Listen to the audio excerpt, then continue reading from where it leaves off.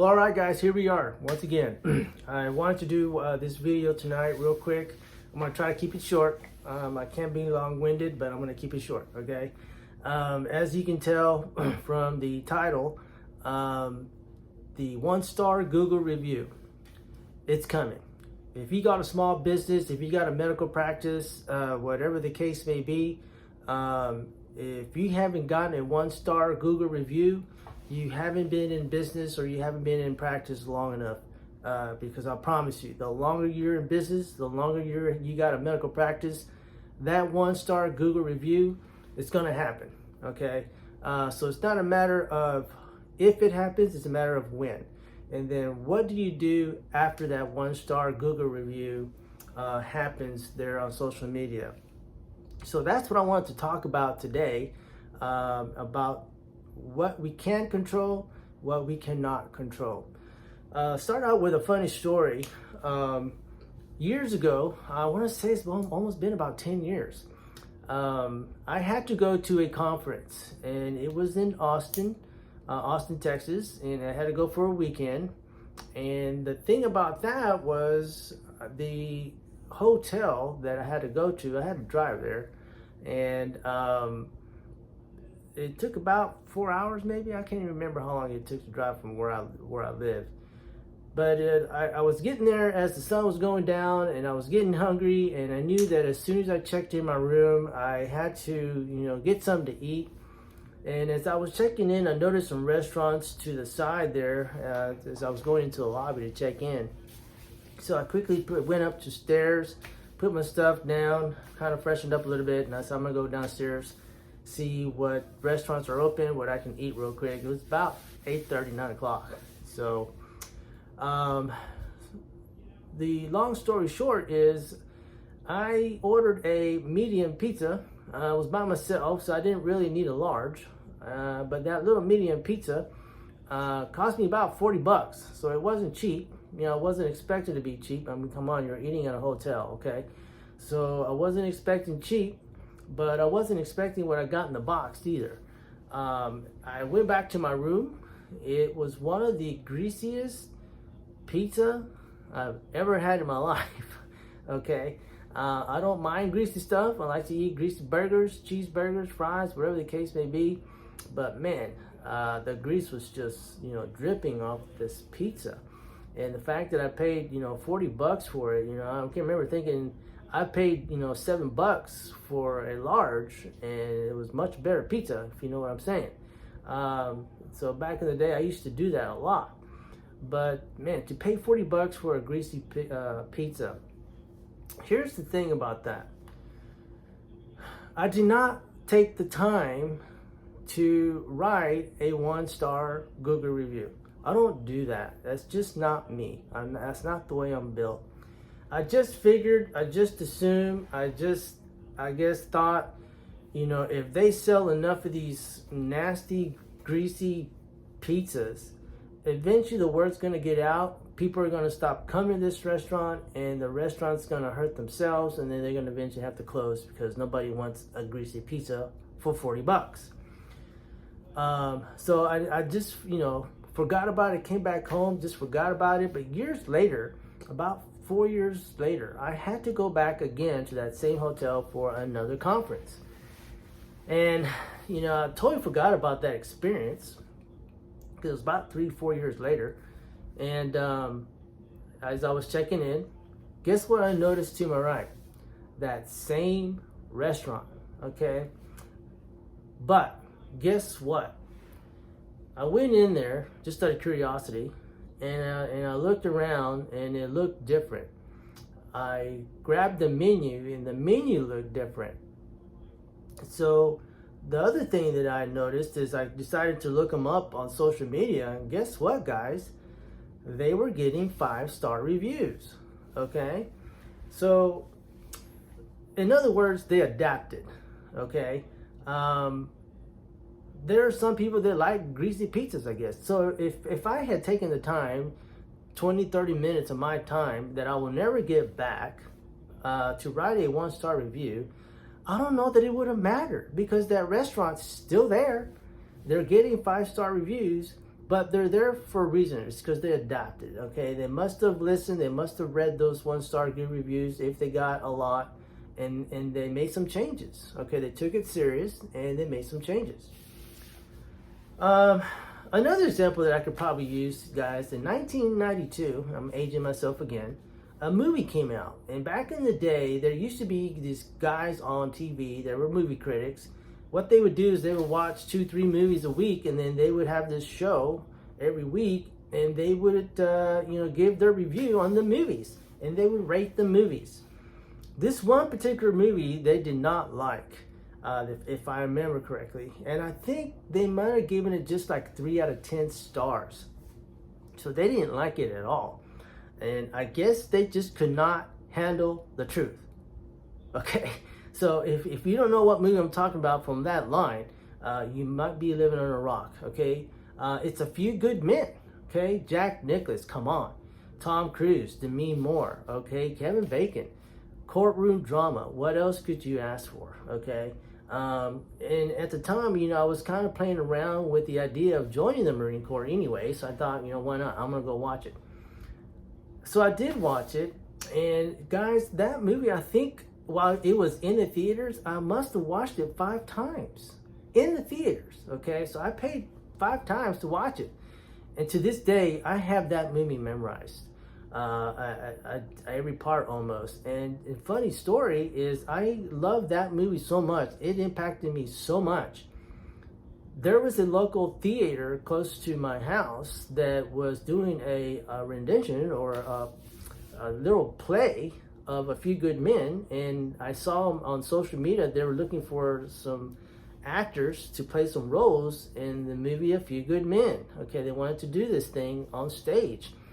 So I'm like, guess what? That's me. Okay, if that's not me, I don't know what is. And so I, was YouTubing how to read lines. How do you try out? How do you, audition for a play if you've never had any acting lessons, guys? And I went and I guess what? They gave me 2 parts in this play, and it was amazing. It was fun. Okay, to this day, I love this movie, and I'll watch this movie to this day. If it's a weekend, I'm not doing anything, I'm going to watch A Few Good Men. But here's the thing. If I had listened to those critics and not watched that movie because they didn't like it, I would have missed out. Okay? So what am I trying to say here is whether a movie or a restaurant gets a 1-star review or a bad rating, so what? You need to go try it yourself. Okay? Give it your own rating. Give it your own experience.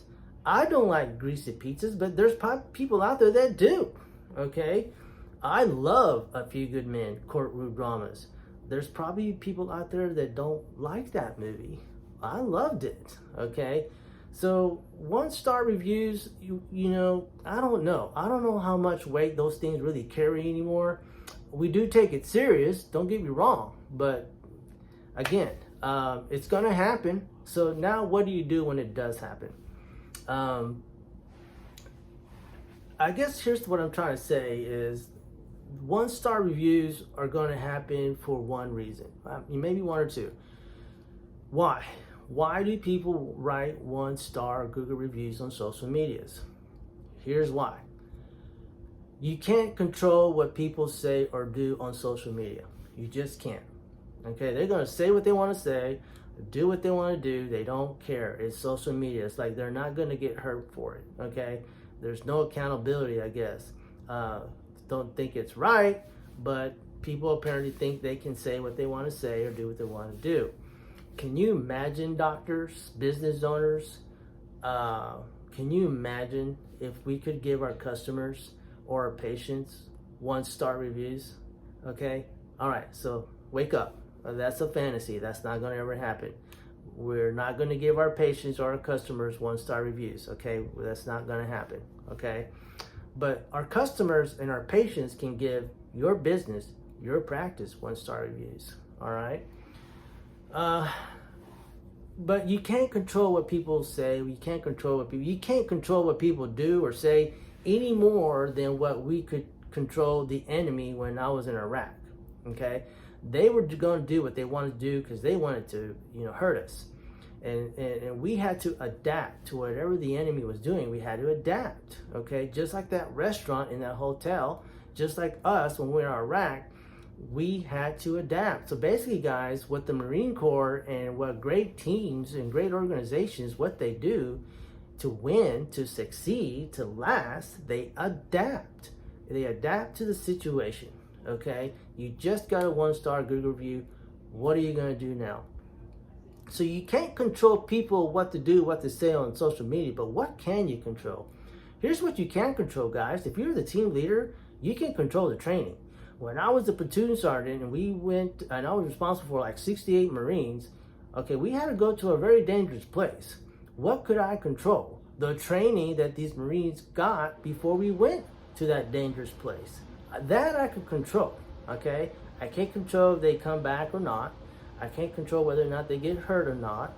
But I can control the training that I was going to be able to provide for these guys, so that anytime we came up to a situation, we could adapt, we can overcome, and we can just, pretty much become victorious in anything that we did. So we did that. I trained my Marines with the mentality that it was not a matter of if we were going to go to war, guys. It was when. We trained every single day like we were going to go to war the next day. Some of you guys are running your businesses or your practices like, well, if a customer walks in the door, or if a patient walks in the door, if a patient gets upset, if a patient, has an emergency, if a patient puts on the glasses, and if they say they can't see, it's when. When is it going to happen? When is the patient going to get upset? What are you going to do? When an emergency happens, what are you going to do? When a patient puts on their glasses and they say they can't see, what are you going to do? Guys, that comes with training, okay? And I'm not talking on the job, let me just shadow you and I'll observe what you do kind of training. I'm talking SOPs, standard operating procedures. Write them down, okay? Go step by step what somebody is supposed to do on your staff or on your team or your organization if something happens.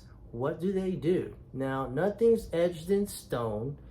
Okay, every situation is different. You can't handle every situation the same way.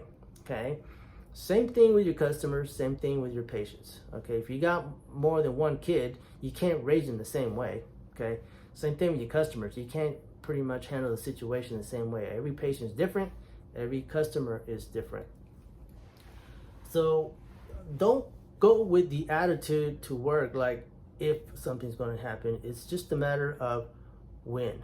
Okay, Colonel Hal Moore, one of my heroes that I've talked about in one of my videos, big time, war hero, Vietnam era, first battle, okay, the Ia Valley, okay, November 14th, 1965, AirCAF, Colonel Hal Moore. He was portrayed by Mel Gibson in the movie We Were Soldiers. He had this philosophy: when there's something's wrong, when there's nothing wrong, actually, let me start all over. When there's nothing wrong, there's nothing wrong, except nothing's wrong. Okay? That's exactly when a leader, a team leader, whoever's in charge should be alert. Okay? If nothing's wrong, something could go wrong. What is it, and are you ready for it? Okay? You got to get your team ready for that, and that comes with training, so that when it comes to adapt and overcome the situation, guys, you know how to do it. What can you control? Guys, expose your team to the experts in the industry. There's frame reps, there's lens reps in our industry, contact lens reps, itching. They're just begging to come into your office and talk to your team. Let them. That's what they get paid for. Okay, let them train your team in whatever new technology that they're gonna start using in their lenses or coatings or instruments or whatever the case may be. Contacts. Okay, let the experts come talk to your team. Expose your team to those experts. Schedule it. Do it at the right time where you're not, a busy time of the day where you can be seeing patients. But expose your team to those experts. Guys, it's very important as a leader, um, how you handle your team. Just lead them. That's all they want you to do, is just lead them. They want to be led, okay? Guide them, supervise them, praise them. When they got a problem, listen to them, celebrate them. Any little win, guys, celebrate it. They want a pat on the back just as bad as they want a bonus or a raise, or good job. Just a pat on the back.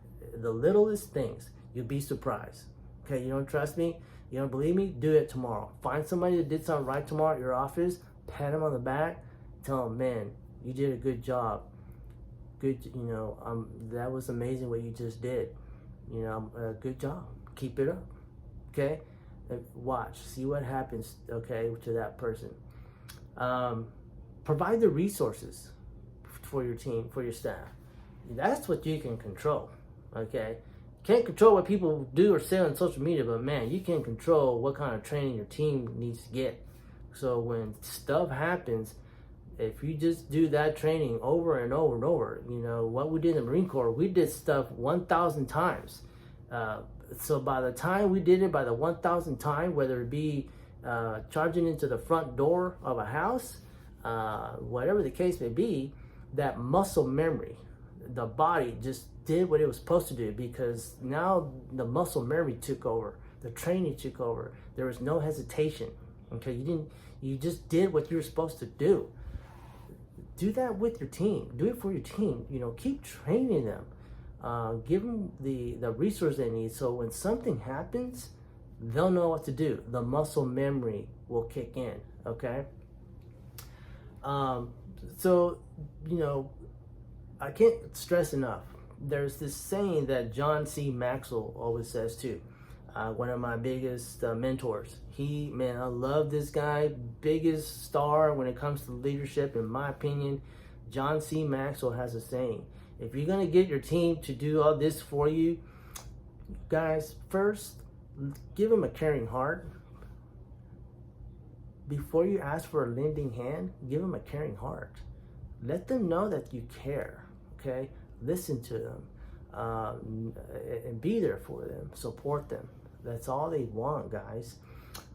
Just be there for them. So what am I trying to say? Okay, I'm gonna cut this short. If you're focused on that 1-star review, if that bothers you, if that keeps you up at night, something's wrong. It should not be keeping you up at night. Take it seriously. Read it once or twice. Take a couple of notes. Show your team what happened. Adapt. Forget about it. That's it. Okay? You don't have to lose sleep over 1-star Google review. You know what I lose sleep over? Whether or not I'm giving my 5-star team the training they need. That's what I lose sleep over. Okay? Not the 1-star review. All right? So I take both things seriously, but I can't control what people say or do on social media. If they're going to give their 1-star review, whatever they want to do, let them. You can't control it. What you can't control, if you're in charge, if you're a team leader or a doctor or an owner of a business, you can't control what you do with your team as far as your training goes. Guys, what I'm trying to say here is this. If you focus on your 5-star team, you will have less 1-star reviews. Let me say that again. If you focus on your 5-star teams, you will have less 1-star reviews. Doesn't work the other way around. Okay? So that I can control, guys. So I'm gonna end it there. Hope I was not talking too fast. Before I end this video, just a quick review. This book of mine, it's on sale. Which is better, 1 or 2? I'm going to leave a link at the bottom where you can get this book. The hardback version is still in works. I'm hoping to have that available by August 1st, guys. I know I keep pushing that date back and back and back, but I apologize for that, but we're working on that. I will leave the link. This is my book on how to have a great team at the office, whether it be the optometric or medical practice, or any industry for that matter. Okay, I will leave a link at the bottom so you can, if you're interested in buying my book. It is on leadership and then how to have a great team. Okay, guys. So before I leave you guys, I want to leave you with this. Remember, always lead by example. Always lead at the front or from the front, and then lead yourself first. If you're going to want to lead others, you got to be able to lead yourself first. Okay, lead by example. You know, just I can't say it any other way. Set the example for your team. Lead from the front. You can't lead from the back. That makes no sense to me at all. Okay, whether it be the back office, whatever the case may be. Always be at the front, guys. That's where your team needs you, okay? And then if you're going to be able to lead others, you got to be able to lead yourself first. Okay, guys? So don't forget to like and subscribe this video. I promise you I'm going to try to keep these short. So thank you for listening. Thank you for subscribing and liking my videos. I have a really good video coming up. I'm going to step on some toes. I'll promise you. Okay? But I'm excited to make it, and I hope you guys learn from it. And I hope you learn from all my videos for that matter. Thank you guys for listening.